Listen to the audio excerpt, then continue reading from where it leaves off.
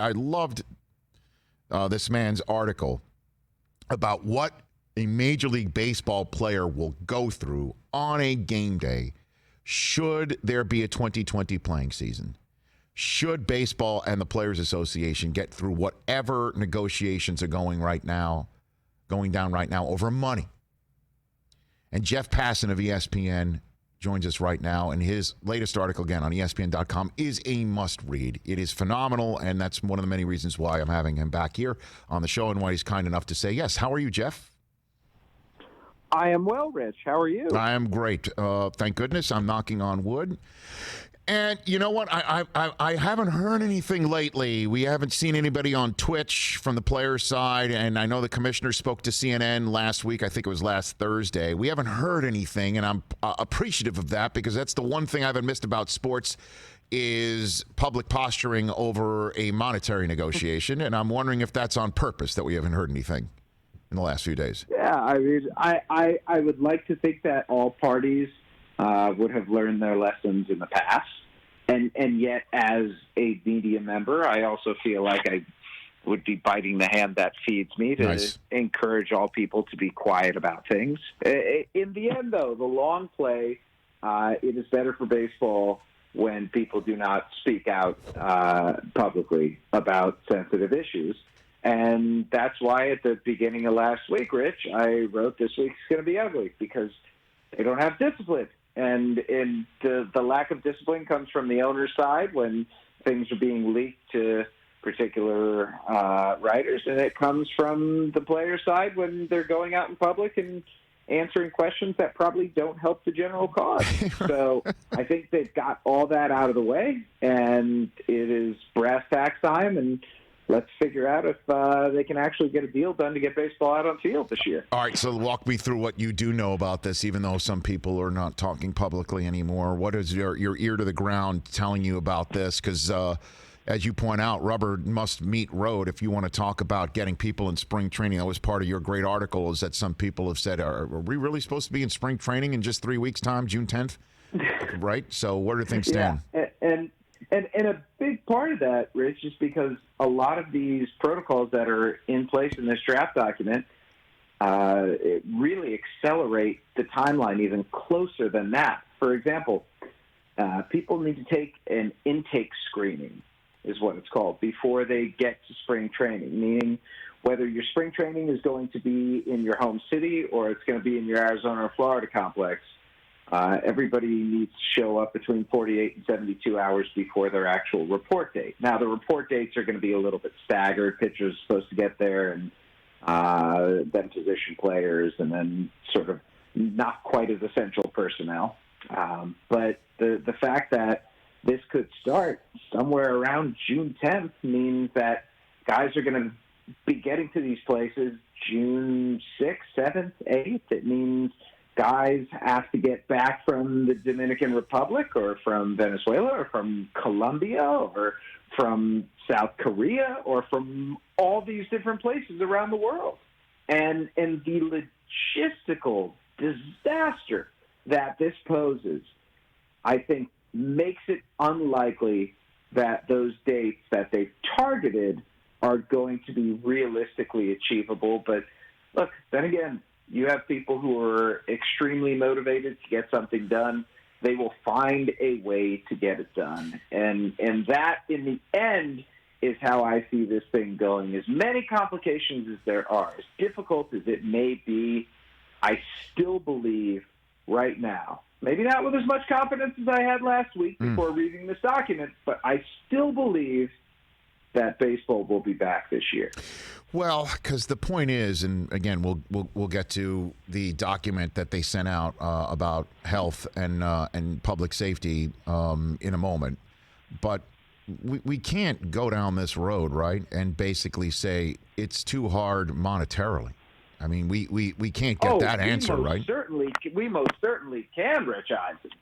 I think it would be devastating. I think it would be indicative of some sort of rot inside of the sport that maybe the people don't recognize, but that is obviously there. If they can't, not just at any moment, come to terms on a financial agreement.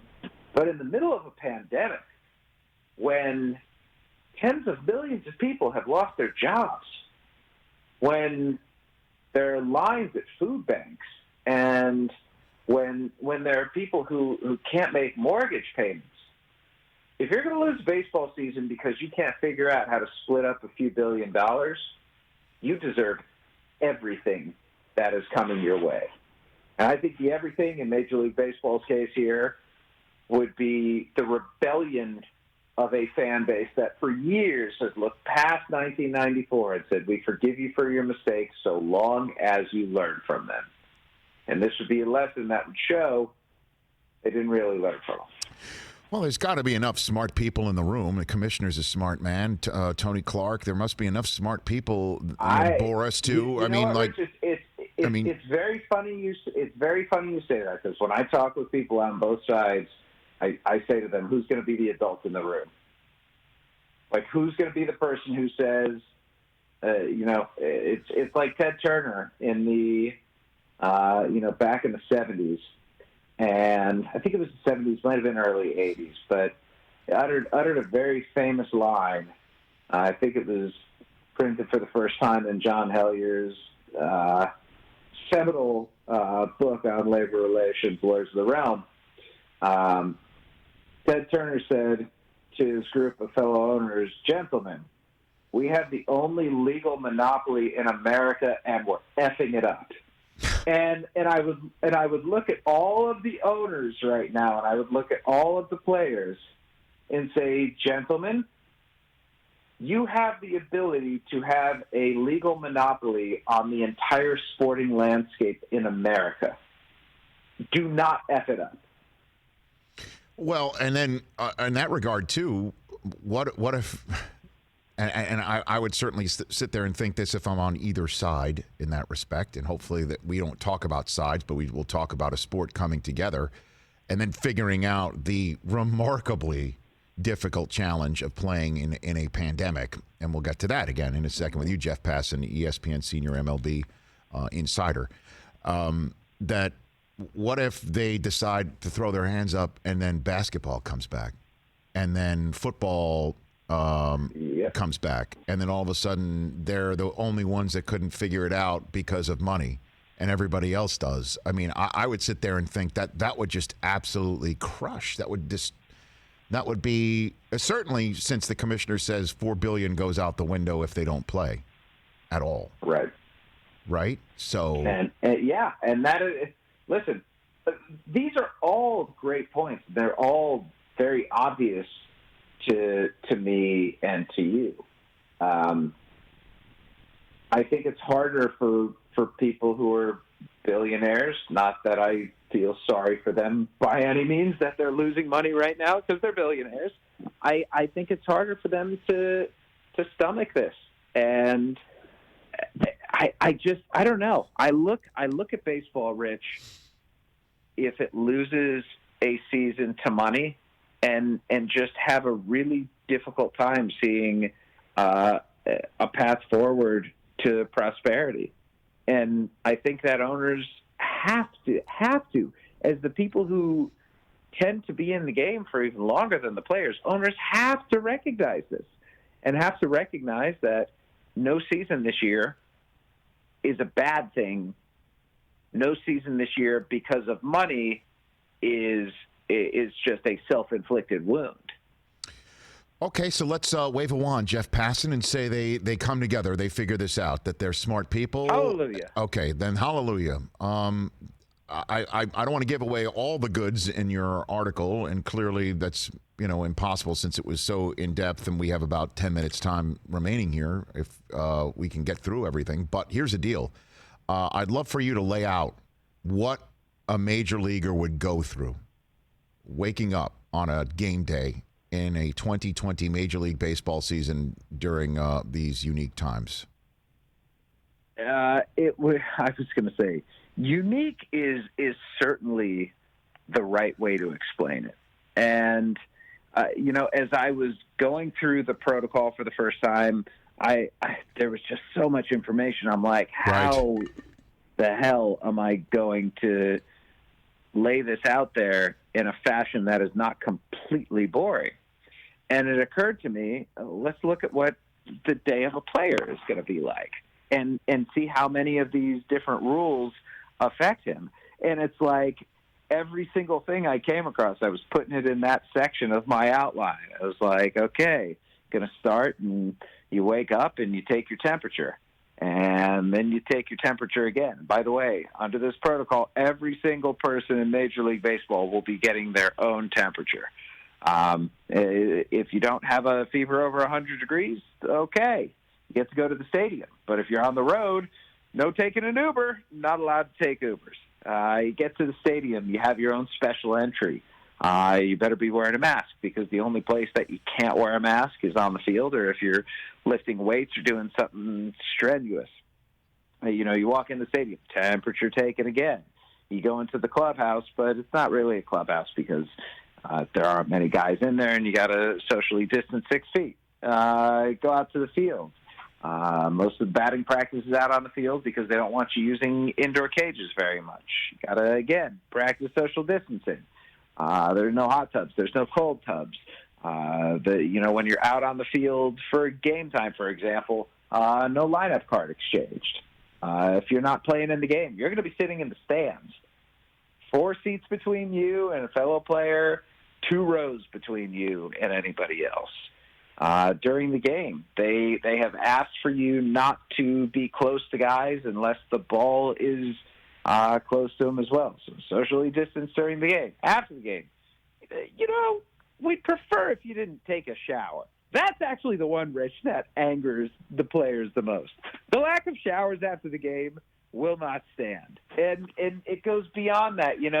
There's not going to be any buffets. It's going to be all prepackaged meals. You get back to the hotel if you're on the road. You're not going to be able to leave.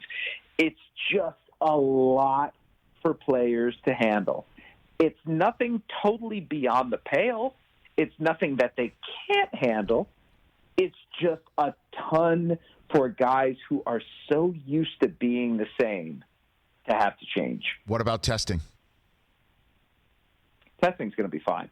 I mean, you're going to be tested a few times a week. They're going to have a lab out in Utah that does the testing. I don't know if you saw the story in the Washington Post today, Rich, but testing, listen, it's taken months, but we are now at a point where an abundance of tests exist, and some states are actually have more tests than they need. So Major League Baseball played the testing thing right. There's been the whole thing at the beginning with the NBA when frontline workers couldn't get tests, but NBA teams could. That's not the case anymore. And so I think the testing part, frankly, is what's going to allow this to happen. The fact that Major League Baseball has the ability to process more than 10,000 tests a week, which is a lot of testing that's being done. So how often will players get tested, Jeff? I mean, and where? At the clubhouse door or at the stadium door? Yeah, it's going to be at the stadium. It's going to be a saliva test that gets taken and sent to a lab in Utah, and you will have the results within 24 hours.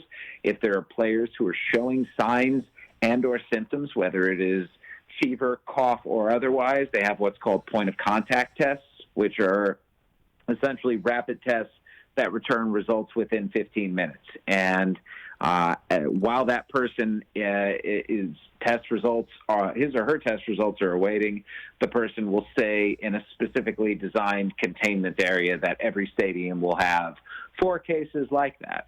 I'm telling you, Rich, the plan's thorough. It has some gaps in it, no question, but the amount of time and care that was put into it is actually really impressive. And the most interesting part to me, Rich, isn't just that this is baseball. This is the sort of thing that America is going to be going through in the next few months as we reopen. And other workplaces are going to have the same thing. So as crazy as this seems, as daunting as it is to follow some of these rules, this is more, I think, the reality going forward than otherwise. Hey, Jeff, I was saying before, sports is really what I think crystallized for the country at large. 100%. Sports is exactly what crystallized the country at large about having to shelter in place. I mean, when the NBA shut down, March Madness was was ended, and so this could be a way to lead. To show how businesses can reopen and how we as a country need to realize that, again, even though it feels permanent, this is still something that is just temporary. And the faster that we could figure out how to live in the temporary, the quicker we can get to this being permanently handled. I totally get that. What happens if a player pops positive, though? What is the plan for that? Because we know about asymptomatic, and you want to talk about the plan having some holes. Come on. What I'm hearing is from people, certainly on both sides, wondering if there are some 22, 23-year-olds who feel like that they are, asymptomatic and thus superhuman. That might go out and visit a bar, go out and bring hundreds of more vectors into somebody's clubhouse or, row or seat or something like that, Jeff. Rich, that's not just possible. That's going to happen. Right.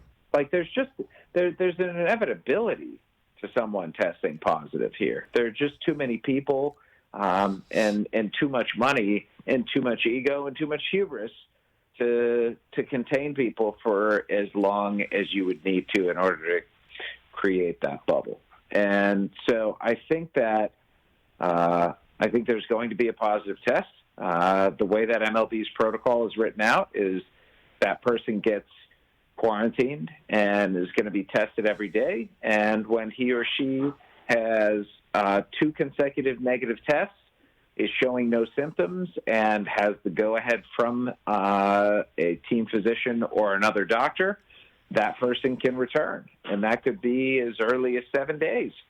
Now, the typical standard quarantine period we're used to is 14 days, but MLB says that its experts tell them that 7 days with those other things is enough.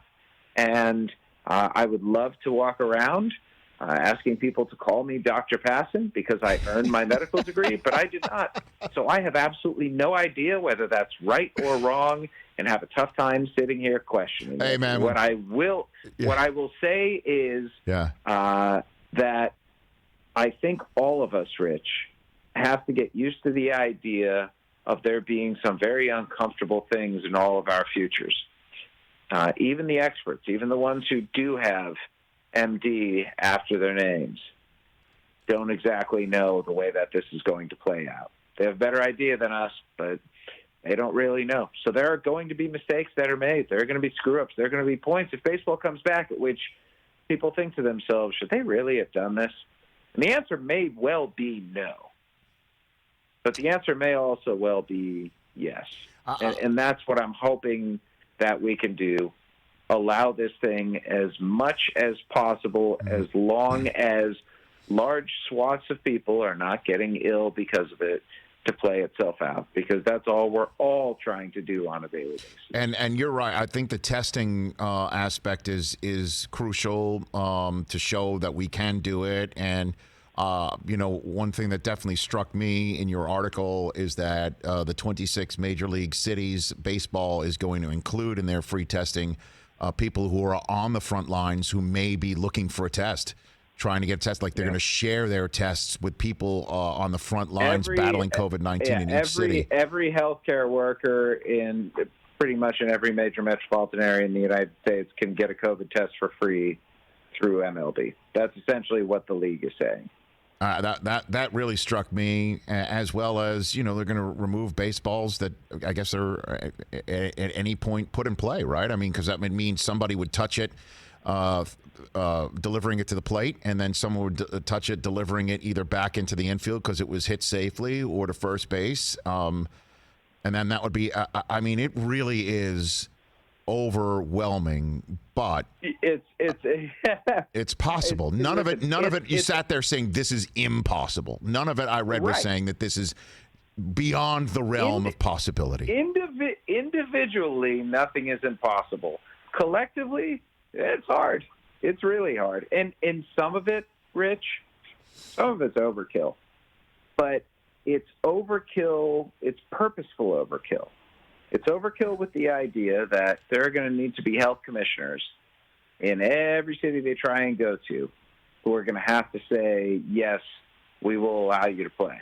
And if you're coming at them with a detailed 67-page, more when it's done, document about all of the things you're going to do to ensure that COVID does not spread around, it's a pretty great place to start just from a moral authority standpoint. You know, we want to do this, and we are going to put our time, effort, and money behind sketching out as good of a proposal as you will see. Yeah, and again, you know, that I hope, just I guess to bring this full circle here, isn't another one of the hang-ups that's going to go down in the negotiations between players and Major League Baseball. It's just like, no spitting, huh? I mean, am I going to get fined $300 every single time? You know, if ESPN catches me spitting on the ground because, you know, I forget where I am, or things have actually been created in a bubble community so well that the players forget where they are and they just feel normal. Like I hope that everyone understands, like, we are putting this on a piece of paper for a reason, and if we can follow this all the way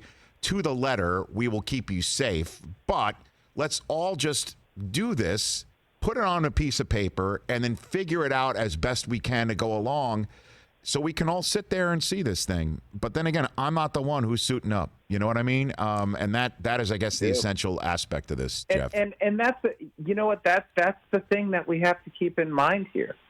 As much as we want to say, and as much as people's instincts can be, this is too much, don't even bother. If the players say, we want to play, we want to do this, we're willing to, shouldn't they try to play? Like, I don't know. It just seems like if the players are on board and if the teams are on board, it's a good place to start.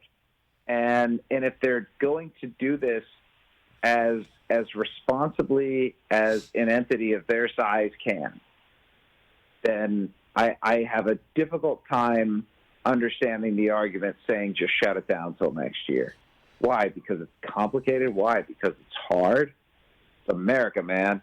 We love doing complicated things and hard things, and we fail at it a lot, but we go down swinging, and that's what baseball, if nothing else, needs to do this year. That's the JFK, again, I'll keep saying, I said it yesterday, that we go to the moon, we choose to go to the moon, not because it's easy, but because it is hard, and this is a lot of moonshots right here, from creating a vaccine to obviously trying to return sports.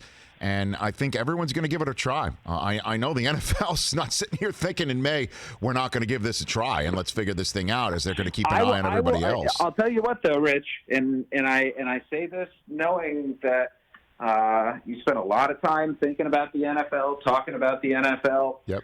At the end of reading through this thing, one of the first thoughts in my head was, I have no idea how football is going to come back if these are the sorts of restrictions on a sport that is already naturally socially distanced. I hear you, Jeff. No doubt about that. You're spot on in saying that, and that's one of the many reasons why I love having you on here. It's a great conversation as always, and keep looking for my texts and phone calls. I really enjoy your work. It's comprehensive, and it's well written, and it's well thought, and you're my first choice. So thanks for coming on, Jeff. You know what I really enjoy, Rich? What's that?